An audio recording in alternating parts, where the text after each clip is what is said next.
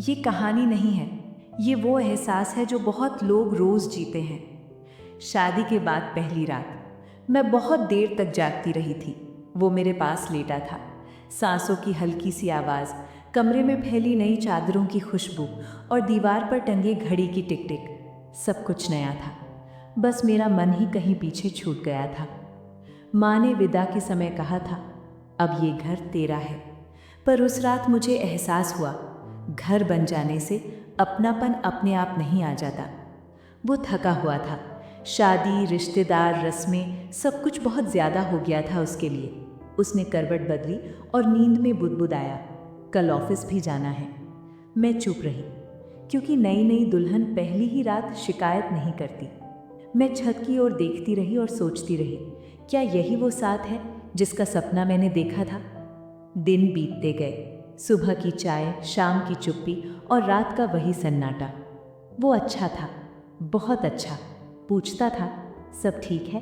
और मैं हर बार कहती हाँ, क्योंकि ठीक नहीं हूँ कहने की हिम्मत अभी मुझ में नहीं आई थी। उसका हाथ मेरे हाथ में तो होता था, पर उंगलियों के बीच कोई बात नहीं होती थी। एक दिन मैंने जानबूझकर देर से खाना बनाया। सोचा शायद इंतज़ार करेगा, शायद पूछेगा थक गई हो। पर वो मोबाइल देखते हुए बोला, खाना जल्दी हो जाए तो अच्छा है। उस पल मुझे समझ आ गया कि अकेलापन हमेशा खाली कमरे में नहीं होता। कभी कभी वो दो लोगों के बीच चुपचाप बैठ जाता है। रात को मैं रोई नहीं, बस खुद से एक सवाल पूछा, क्या मैं ज़्यादा उम्मीद कर रही हूँ? शायद हाँ, शायद नहीं।